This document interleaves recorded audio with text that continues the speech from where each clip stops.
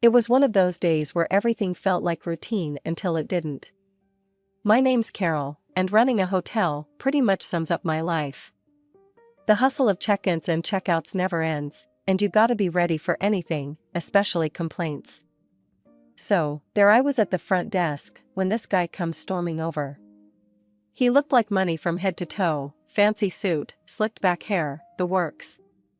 He slammed his fancy phone down on the counter and glared at me like I was the one who messed up his room. "Hey, the state of my room is unacceptable. Who's responsible for this?" he snapped, his voice crisp.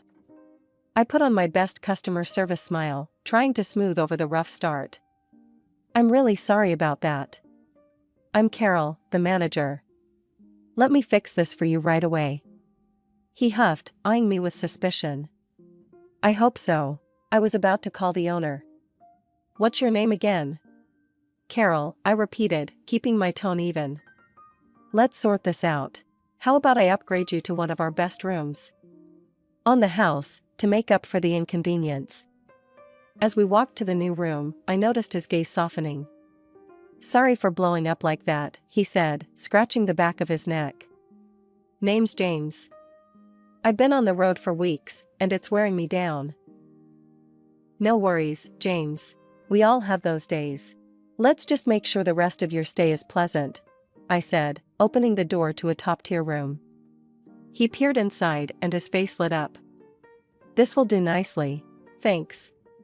Seeing him calm down gave me a little relief. We started chatting as I filled out some paperwork. Turned out, he was a cryptocurrency investor, traveling around to enjoy the fruits of his smart choices. "It's not all it's cracked up to be," he confessed. "Gets lonely, you know?" "I can imagine," I said, handing him his new room keys. "But hey, you get to meet new people all the time, right?" He chuckled. "Yeah, like fiery hotel managers who know how to handle an irate guest." I laughed. Part of the charm of the job. Before he headed to his room, he paused. "Hey, Carol, would you like to grab dinner later? I owe you one for handling my tantrum." I was a bit taken aback, didn't see that coming. But he seemed genuine. "Sure, James. That'd be nice." And that's how I ended up at dinner with a guest from my hotel, talking about everything from crypto to favorite pizza toppings. He was easy to talk to, laughed a lot, and didn't mind when I ranted a bit about my hectic day-to-days. After our unexpected dinner, James and I started seeing more of each other. It wasn't like any of those cheesy love stories, it was more real, more raw.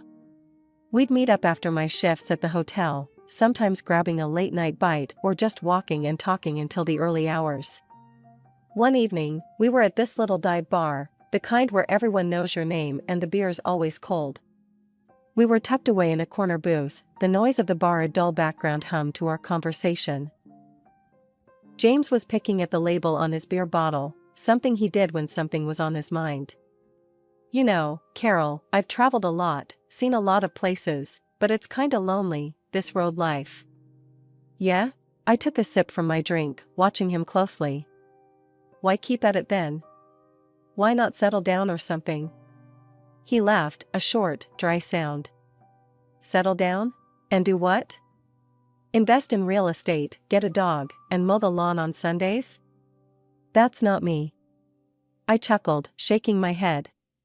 "Doesn't have to be that boring, you know." "But I get it. Freedom's hard to give up." We fell into a comfortable silence, just listening to the buzz around us.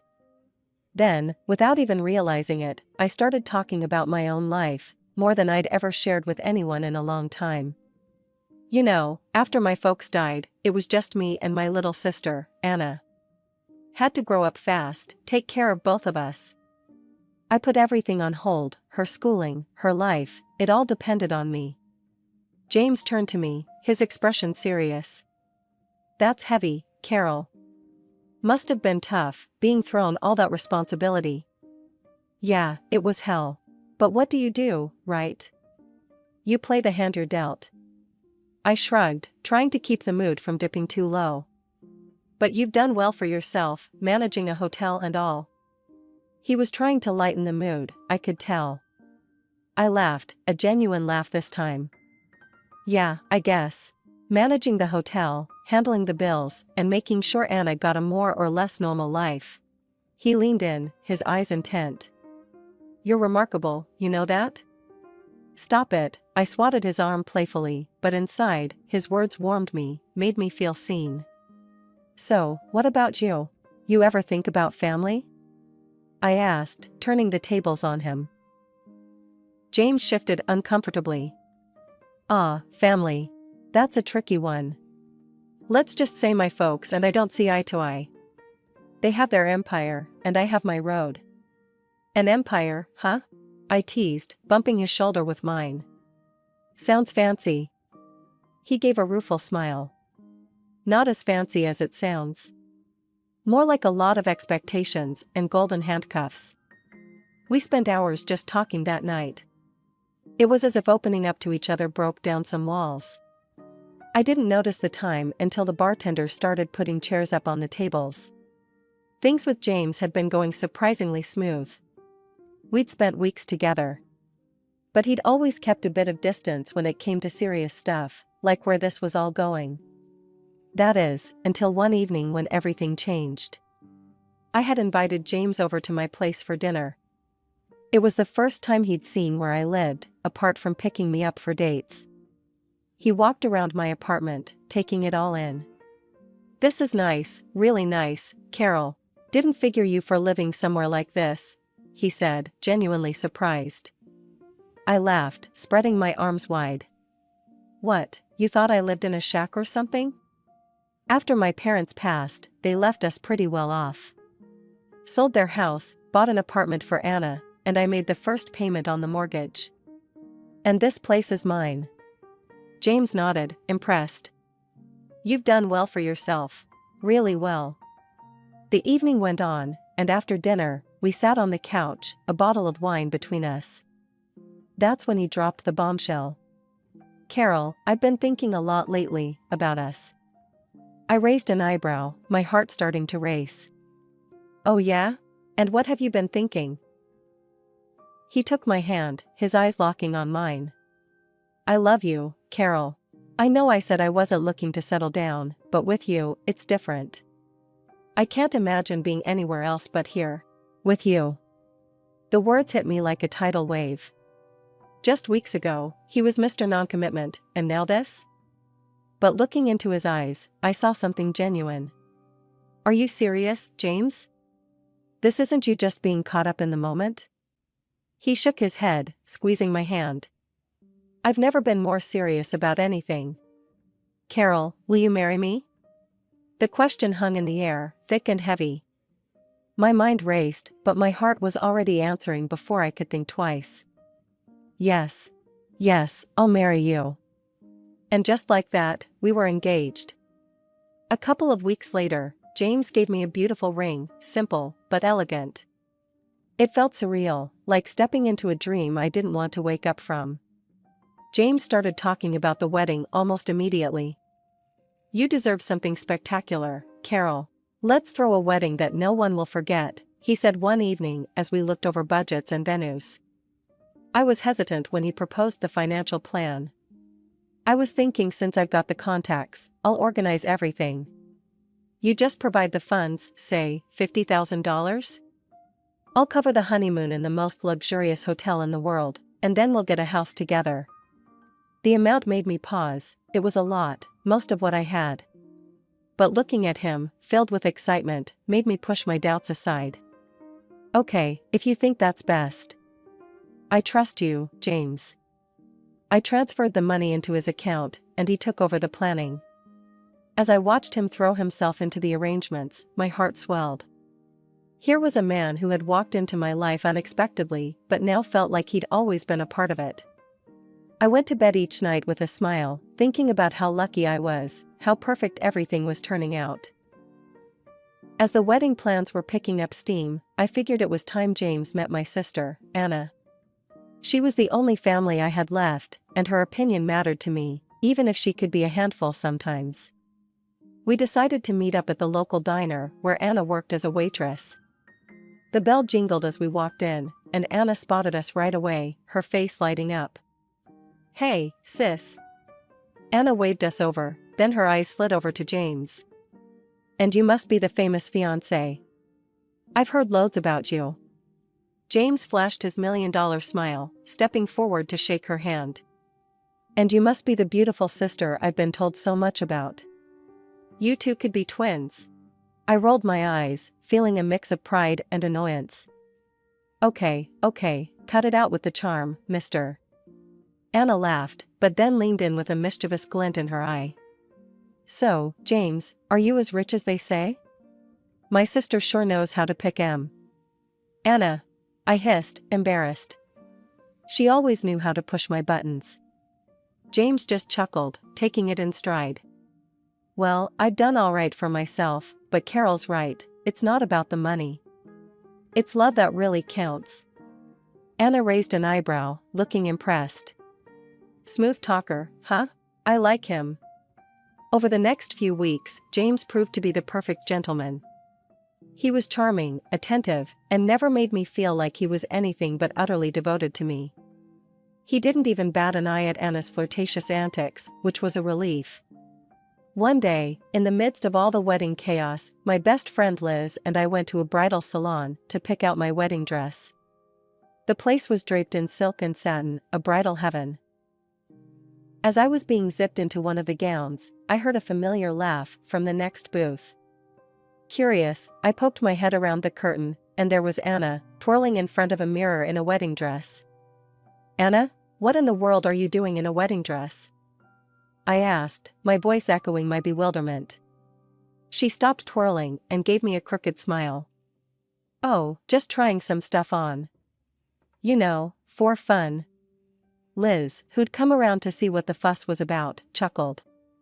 "Looks like someone's caught the wedding bug." Anna's laugh was stiff, not quite reaching her eyes. "Yeah, something like that. Let's just say I might need one sooner than you think." "What? Are you serious? Is there something you need to tell me?" I pressed, half amused, half concerned. "Just let it be a surprise," Anna said, her tone light but evasive. We all laughed it off, thinking she was just being her usual dramatic self. I turned back to my own reflection, the image of Anna in that wedding dress lingering in my mind, but I brushed it aside, focusing on my own big day. That day was like any other until it wasn't. James had left in a hurry after breakfast, mumbling about some meeting he couldn't miss. He forgot his phone on the coffee table, and it started buzzing like crazy just minutes after he dashed out. Curiosity got the better of me. I thought it might be something urgent about the wedding or his work. "Probably just his buddy checking in," I muttered to myself as I picked up the phone. There was no password, James never bothered with one. That alone should have tipped me off that he wasn't as cautious, or as clever, as he liked to think. The screen lit up to a storm of messages, all from the same contact, Anna Banana. My heart sank a bit. Why is he texting Anna so much? I opened the messages, telling myself I was just being paranoid. But the words I read burned through the screen. "I can't wait to be with you forever," Anna had written. "Forget Carol, it's you I want standing with me."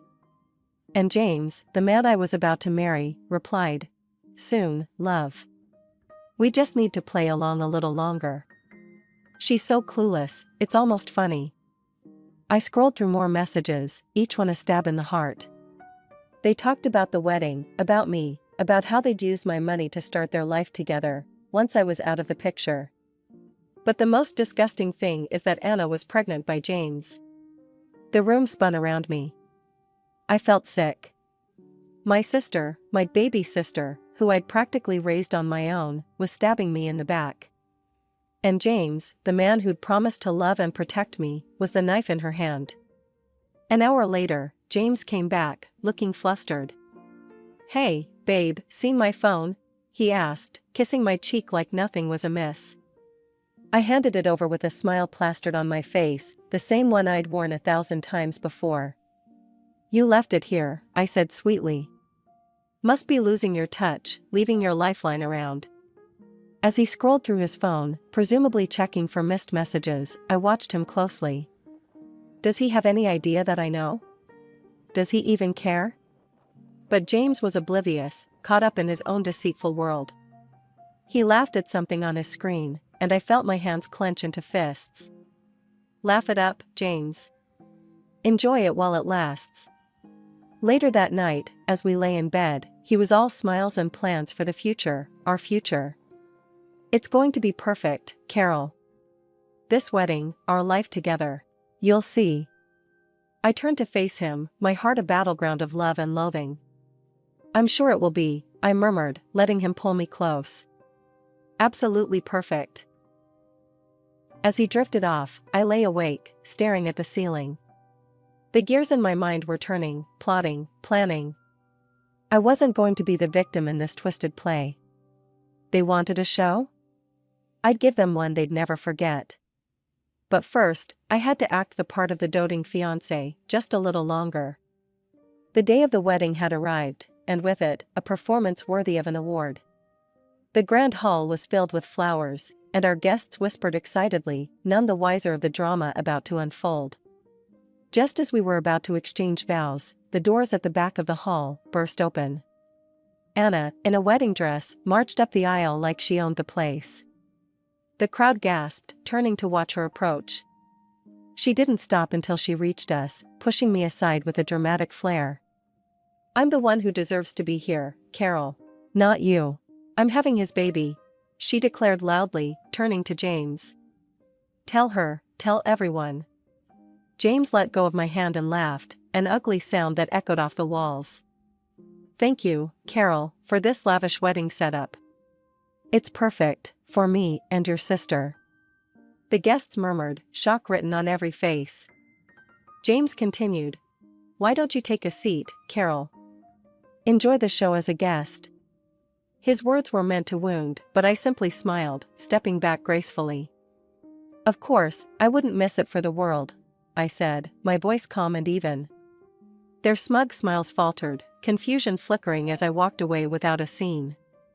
I took a seat, crossing my legs and fixing my gaze on the farce unfolding before me. As they turned to face the priest and made their own vows, another dramatic entrance halted everything once more.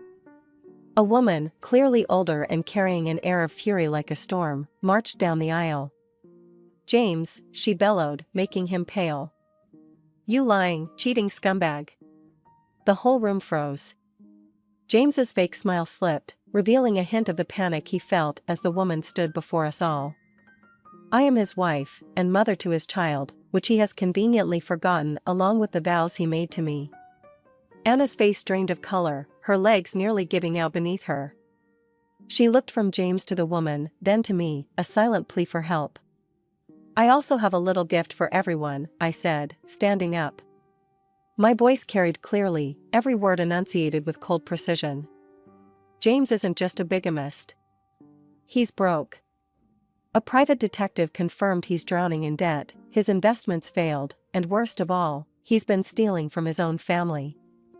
The crowd erupted in whispers, the delicious sound of gossip and scandal mingling in the air. James's wife turned on Anna. And you? How dare you?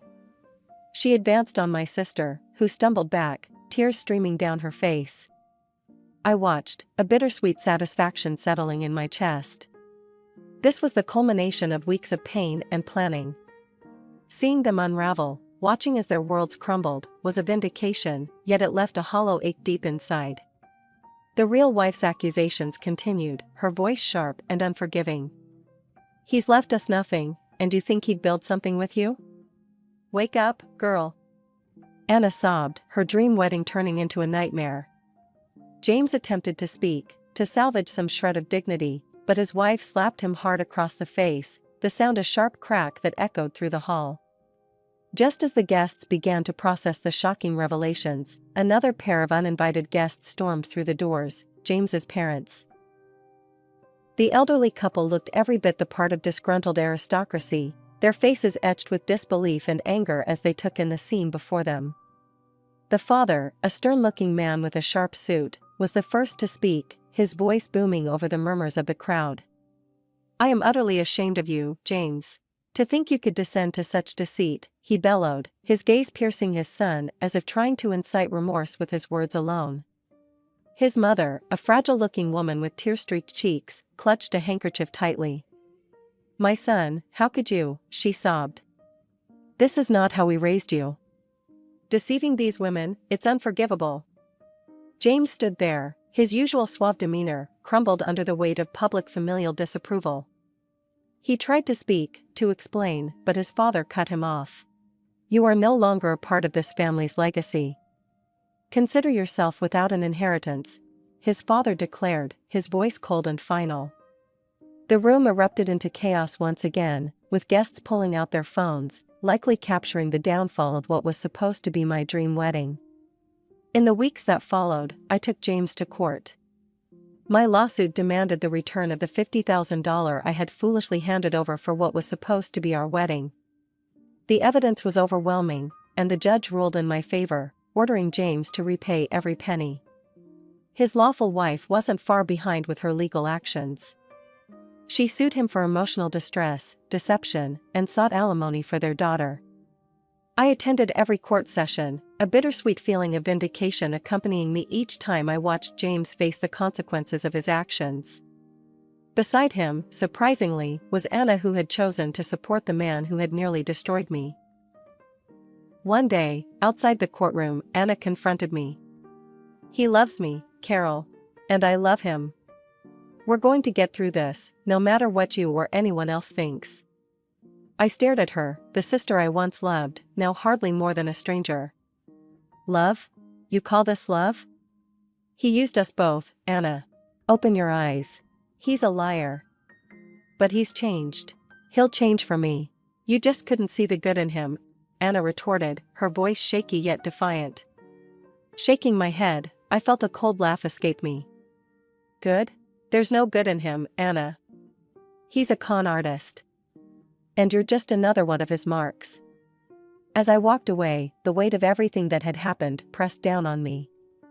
The lies, the betrayal, the court battles, it had all taken a toll. Yet, there was a strange sense of closure. The man who had vowed to love me had shown his true colors, and I had exposed them for the world to see. The final chapter of the saga with James closed not with a bang, but with a ghostly silence as he slipped out of town, leaving a trail of broken promises and debts behind him. He had managed to settle his dues with me and his legal wife, perhaps thinking it would cleanse his slate before he vanished. But the true mess he left was with Anna, my sister, who found herself alone and pregnant. A few weeks after James' disappearance, Anna came to my apartment. It was the first time we'd seen each other since the courthouse drama. She stood there, a shadow of her former fiery self, eyes downcast. Carol, I need help, she began, her voice quivering. He left me, and I'm going to have his baby. I have nothing. The old me, the one who had raised her, might have caved, might have opened the door wide and let her back into my life without a second thought. But too much had happened. You have the apartment, and you'll have the baby. That's a start. You're not on the streets, you're not helpless.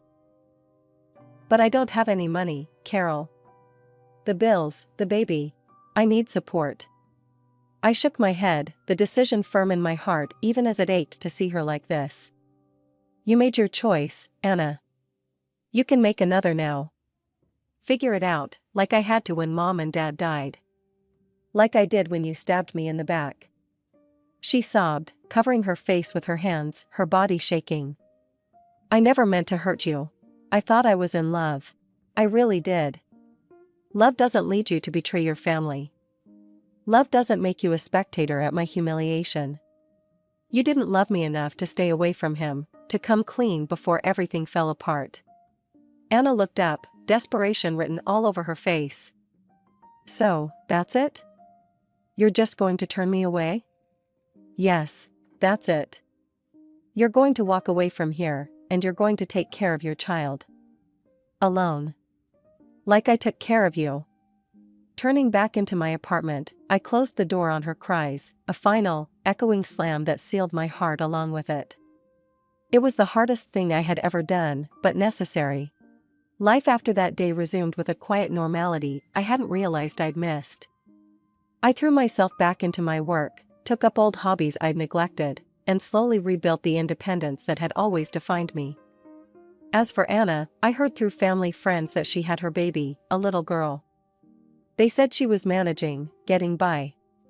I hoped sincerely that she found her way, found strength in her role as a mother, strength she hadn't found as a sister,